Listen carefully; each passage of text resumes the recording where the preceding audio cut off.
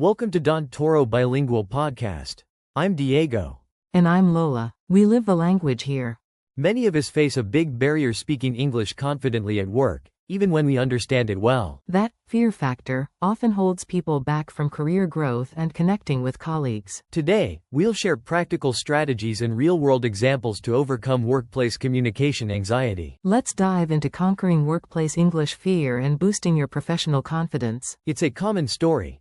You know your job, but in meetings, your mind goes blank when it's your turn to speak. We hear it often. Ideas aren't taken seriously because articulating them clearly in English feels impossible. Or perhaps you hesitate to ask a manager a simple question, fearing you'll sound unprofessional. This hesitation can be misinterpreted as a lack of confidence, truly unfair. One listener, Maria, even avoided the break room to skip small talk. Small talk can be daunting, pronounced daunting, especially with accent or grammar worries. These fears often aren't about your English level, but the psychological barrier we build. Remember, in U.S. workplaces, direct communication is valued, unlike more indirect styles. We'll help you get comfortable participating in team discussions or giving quick updates. Our goal is to shift your mindset and give you tools to speak up without dread professionally. So, Lola, we're talking about losing the fear of speaking English at work. What are some of the biggest initial hurdles people face?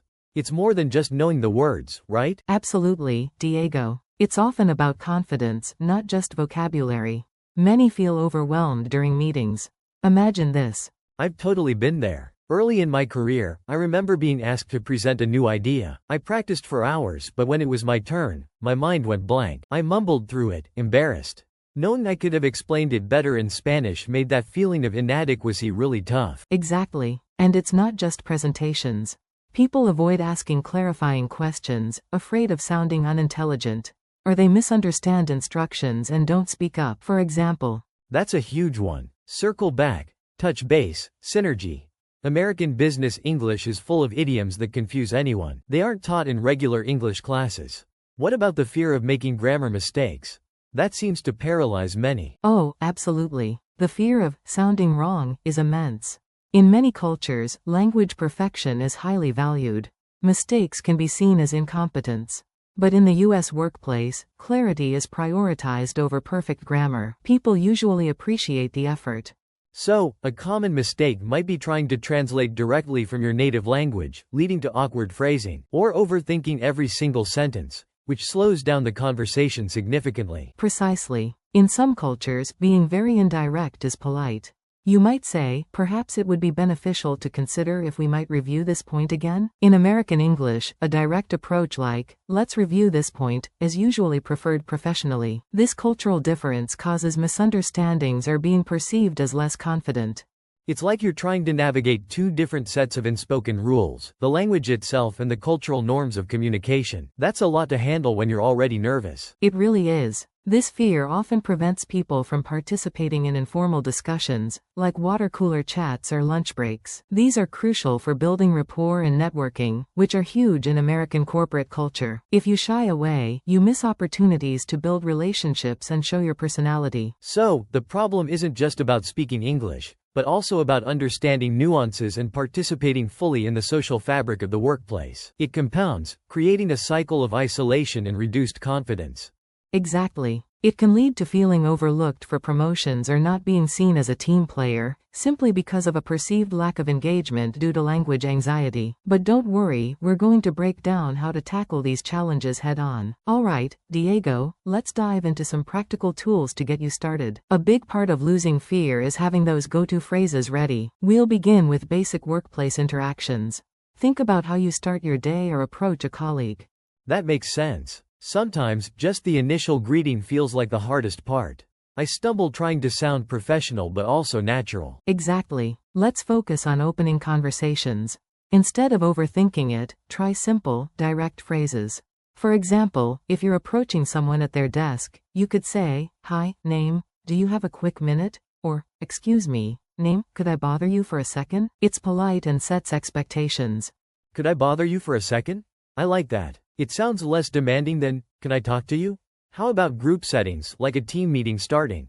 Good question. In a team meeting, a simple, good morning, everyone, or good afternoon, team, is perfect. If you need to kick off a discussion, try, I wanted to quickly bring up, or, regarding X, I was thinking about. The key is to keep it concise and use a friendly, approachable tone. Remember, quickly is pronounced quickly.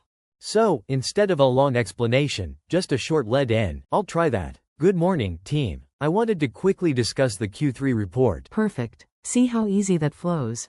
Now, what happens when someone speaks too fast, or uses an idiom you don't understand? Many non-native speakers freeze up here. Oh, that's a huge one for me. I just nod along, hoping I'll figure it out later, which usually doesn't happen. Then I'm lost. You're not alone. That's a common mistake, especially for those from cultures where it's considered rude to interrupt. In American workplaces, it's totally fine, even encouraged, to ask for clarification. You can say, could you please rephrase that? Or, I'm not sure I follow. Could you explain that in a different way? I'm not sure I follow. That sounds professional. What if I just need them to repeat it? Simple. Could you repeat that, please? Or, pardon me, I didn't quite catch that. For a specific word, you can even say, what does synergy mean in this context? Or if someone uses an acronym, what does TBD stand for? Don't be shy. It shows you're engaged. Pardon is pronounced pardon. Okay, so, excuse me, Lola, I'm not sure I follow what you mean by synergy in our marketing strategy. Excellent. That's a natural and effective way to get the information you need, and it avoids misunderstandings. Another critical skill is expressing your opinion or agreement. You don't need complex sentences. Even just agreeing feels awkward sometimes, like I'm not adding anything valuable. That's a cultural difference many face. In the US, participating, even with a simple, I agree, or that's a good point, is valued. For agreement, try, I agree with, name, on that, or that's a great idea. To offer your own perspective, use, I think that, or, in my opinion. So, if someone suggests a new project, I could say, that's a great idea. I think it could really boost our sales. Exactly. And if you don't completely agree, you can soften it. Instead of, no, that's wrong, try, I see your point, however, I'm concerned about X, or, that's an interesting perspective, but I lean towards. It's about being assertive yet respectful. Remember, however, is however. I see your point, however, I'm concerned about the timeline for that project. That feels much more constructive than just disagreeing. This really helps to structure the conversation. Alright, Lola, let's dive into some more complex situations. What if you need to present an idea or report in a team meeting? That's a big one for many people. Oh, absolutely. My heart pounds just thinking about it. How do you sound professional and confident, not just correct? It's all about phrasing and tone. Instead of, I think we should do X, try, based on our data, I propose X, or, my recommendation is to proceed with Y. It sounds more authoritative. Based on our data, I propose we allocate more budget to marketing next quarter. That feels stronger. I like that. Exactly. And when you're making a point, it's often good to back it up. For example, this approach could yield a 15% increase, similar to what we saw in Q2. It's pronounced yield, as in yield. I'll practice that. What about when it's less formal, like a quick chat with a colleague about a project? Good point. You can be more relaxed. Instead of, I would like to inquire about the status of the report, you'd say, hey, how's that report coming along? Or, any updates on the report? Much more natural. So, less formal greetings and more direct, simple questions. No need for, I would like to, all the time. Precisely. And don't be afraid to use contractions. How's it going? Instead of, how is it going?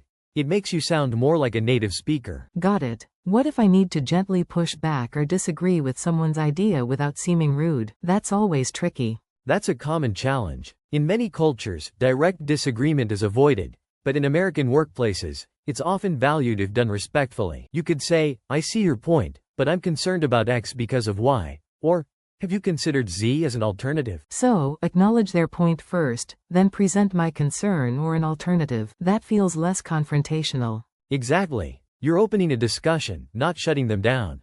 Another common phrase is, I respectfully disagree, or, while I understand your perspective, I have a slightly different take. I have a slightly different take. That's good. It's polite but clear. It is. Now, let's talk about some common American workplace idioms or slang. You'll hear things like, let's touch base next week. This means to connect or talk briefly. It's pronounced, Touch base, like a baseball base. So, if my manager says, Lola, let's touch base on the client proposal tomorrow, it means we'll just have a quick chat? Spot on. Or, let's circle back on that. That means to revisit a topic later. It's used a lot when a decision can't be made immediately. We'll circle back to the budget discussion once we have the final numbers. Okay, I can see how that's useful. Very. Another one is, to get something off the ground, meaning to start a project or initiative. Or, to wear many hats, which means to have many responsibilities. So, if I'm managing a project, doing some design work, and handling client communication, I'm wearing many hats. You got it. These phrases add color to your speech and show you're integrated into the workplace culture. They're often used informally. I noticed people sometimes use humor in meetings, even formal ones. Is that common? Yes, very common, but it's a cultural nuance. American humor can be quite self-deprecating or sarcastic. It's a way to build rapport, but it can be tricky for non-native speakers. My advice is to listen and observe before trying to make jokes yourself. You don't want to accidentally offend. That makes sense. I've seen some jokes go over my head, or sometimes I worry if I laugh at the wrong time. It's a learning curve. Focus on understanding the context. And remember, directness is generally appreciated in American business communication. Unlike some cultures where indirectness is preferred to maintain harmony, we tend to get straight to the point, especially in emails. So, don't beat around the bush. Just be polite and clear. Exactly. Your colleagues will appreciate clarity and efficiency. They're not looking for flowery language but for clear, concise communication. That actually takes some pressure off, just focusing on being understood. And expressing your ideas clearly. Let's say you need to ask for a favor, like a deadline extension. Instead of just saying, I can't finish this, try, would it be possible to extend the deadline to Friday? I need a bit more time to ensure quality. Would it be possible? Sounds much better. It's respectful. It shows consideration and professionalism. Always think about how you can phrase things to be clear, polite, and constructive. Alright, Lola, we've talked about a lot of strategies, but the best way to really get over that fear is to practice, right? Let's do some role-playing. I love that idea. It's like a safe space to make mistakes. You be my manager, and I'm a new employee, okay? Let's say I'm in a team meeting and I don't understand an acronym. Perfect. So, I'm presenting the quarterly results. As you can see, our Q3 performance on our KPIs, key performance indicators, is looking very strong, especially with the recent improvements to our CRM system. Hesitantly, excuse me, Diego, if you don't mind me asking, could you clarify what CRM stands for? I'm still getting familiar with all the company's specific terms. Absolutely, Lola, great question. CRM stands for Customer Relationship Management. It's pronounced CRM. It's our system for tracking interactions with clients. Please, never hesitate to ask. In the US, it's actually encouraged to ask for clarification, rather than guessing or staying silent. It shows you're engaged. That's a relief to hear. In my home country, sometimes asking too many questions can be seen as a sign of weakness or not doing your homework beforehand. That's a common cultural difference. Here, it's about ensuring everyone is on the same page. Okay, next scenario. You need to explain a delay on a project to me, your colleague. It's a bit technical. Okay, deep breath. Hi Diego, I wanted to give you an update on the Alpha Project report. We've run into a slight snag with the data integration from the legacy system. It's pronounced legacy. It's not communicating effectively with our new platform. Legacy system. So, the old software isn't playing nice with the new one? Can you elaborate a bit more on what not communicating effectively means for the timeline? Right. It means the data transfer is failing, so we can't pull all the historical information accurately. We're trying to build a middleware. That's a new piece of software that acts as a bridge, but it's taking longer than anticipated. We're looking at a 2-day delay. I appreciate the clear explanation and the proactive heads up. It's much better to know sooner rather than later. Good job breaking down the middleware concept, too. Thanks. It feels good to get it out. How about this? I want to ask you for help with something, but I don't want to sound like I can't handle my own tasks. Good one. I'm your team lead. What's up? Hi Diego. I'm working on the Q4 budget projections, and I'm a bit stuck. It's like being trapped and unable to move forward. On the variable cost section, would you have 5 minutes sometime today to quickly look it over with me, just to point me in the right direction? Stuck. I get that feeling. Yes, I can definitely help. Let's connect right after lunch. It's always smart to get a second pair of eyes on something, especially with numbers. It's not about not being able to handle it, it's about collaboration and getting the best outcome. That's reassuring. Sometimes I worry about asking for help, thinking I should know everything already. Nobody knows everything. Asking for help shows you're committed to doing the job right.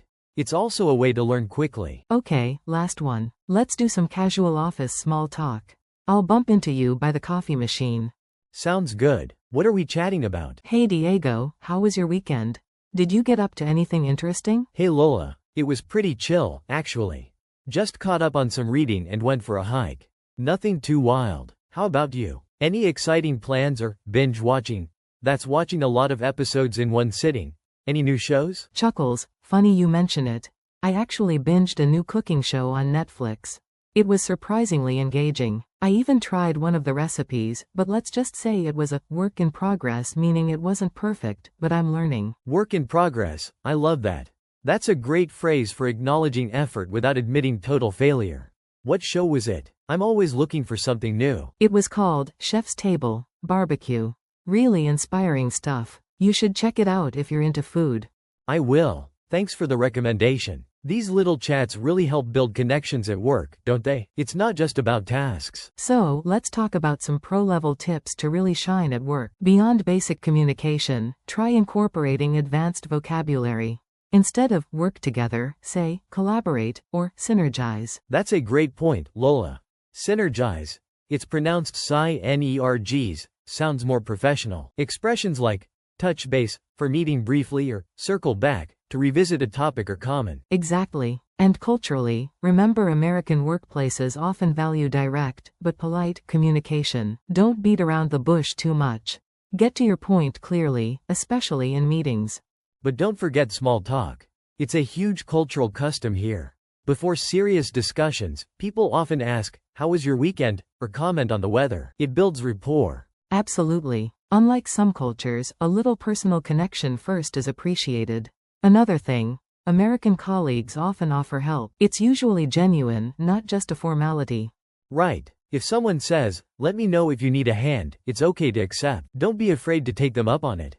It shows teamwork. And regarding mistakes, perfectionism can hinder fluency. Americans generally appreciate effort and clear communication over flawless grammar.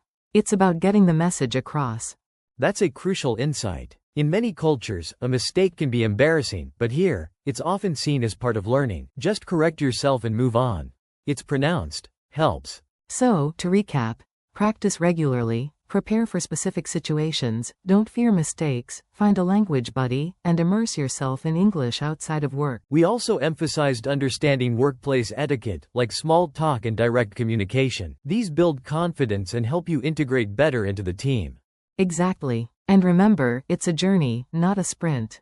Celebrate small victories, like successfully leading a short meeting or explaining a complex idea. Every little step adds up. That's true. And next, we'll dive into practical exercises you can start using today to build that confidence even faster. We've covered a lot, Lola, from understanding the root of fear to actionable steps like starting small, using templates, and leveraging AI tools. Absolutely. It's about consistency and seeing mistakes as part of the journey. Your American workplace encourages effective communication. They're on your side. Exactly. Remember, small wins build confidence. Maybe just one new English interaction a day. Ask, "How's your Monday going?" It's pronounced Monday, by the way, not Monday. Good point, Diego. And finding a trusted language buddy at work, perhaps for coffee break chats, can really help. It creates a safe practice space. It certainly does. Don't forget, progress beats perfection. Every word you speak in English at work is a step forward, a strengthening of that communication muscle. Absolutely. You have the tools now. Take those small steps, be kind to yourself, and celebrate every victory. You've got this. We truly believe you can conquer this fear and excel. Your voice matters. Start today. Thanks for tuning in to Don Toro Bilingual. Subscribe for more real-world English. Remember, don't translate, just think in English. See you next time. ND. Live the language, master English.